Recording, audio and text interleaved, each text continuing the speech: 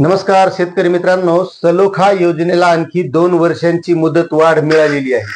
आता मित्रांनो, बऱ्याच जणांच्या लक्षात नसेल की सलोखा योजना काय आहे, या सलोखा योजनेमधून आपल्याला काय फायदा होतो। कारण जवळपास शेतकऱ्यांना फक्त योजना म्हटलं की आपल्याला यामध्ये काय फायदा होतो हेच बघितलं जातं। मात्र अशा योजनांच्या माध्यमातून मित्रांनो आपलं भलं होणार नाही। शेतकऱ्यांना फक्त महत्त्वाची गोष्ट म्हणजे शेतकऱ्याच्या शेती मालाला भाव असणं हे महत्वाचं आहे। आणि तसं या सलोखा योजनेमधून काही भेटणार नाही।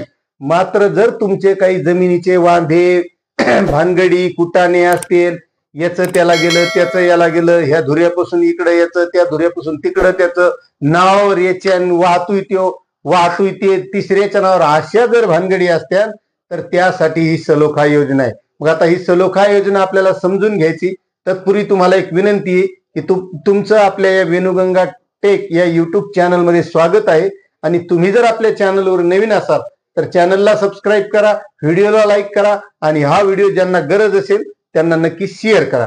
तर मित्रांनो, सलोखा योजना म्हणजे नेमकं काय? तर सलोखा योजना म्हणजे सामंजस्य, म्हणजे थोडक्यात जे एकमेकाला शेजारी शेतकरी असतात त्या शेतकऱ्यामध्ये सलोखा चांगला प्रेम भाव असणं। आता हे असणं कशासाठी?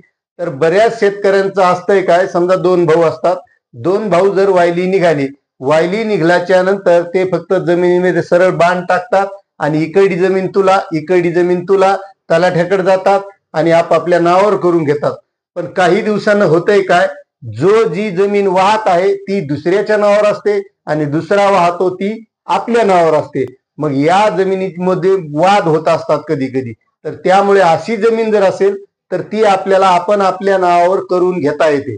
दुसरी गोष्ट, बऱ्याच शेतकऱ्यांचे जमिनीचे समजा कोणी म्हणतं माझा बांध इकडे गेला, माझा धुरा इकडे गेला, तर अशा सुद्धा काही जे वांधे भानगडी असतात या सुद्धा या सलोखा योजनेमधून मिटवता येतात। असं या सलोखा योजनेचं नाव आहे। आणि ही सलोखा योजना असं काम करते। म्हणून या सलोखा योजनेला महसूल मंत्री चंद्रशेखर बावनकुळे यांनी 2 वर्षांची मुदत वाढ दिलेली आहे। त्यांनी तशी अधिकाऱ्यांची एक बैठक घेतली आणि त्या बैठकीमध्ये 2 वर्षाची मुदत वाढ दिली आहे। आणि पुन्हा जे पानंद रस्ते आहेत त्या पानंद रस्त्याबद्दलही त्यांनी वक्तव्य केलेलं आहे की हे जे काही पानंद रस्ते शेतकऱ्यांचे राहिले असतील ते त्यांनी लवकरात लवकर करून घ्यावे असं सुद्धा त्यांनी सांगितलेलं आहे। अशी ही महत्वाची माहिती होती। तुम्हाला माहिती कशी वाटली नक्कीच कमेंट करा। चॅनलवर नवीन असाल तर सबस्क्राईब करा आणि व्हिडिओला लाईक करा। धन्यवाद।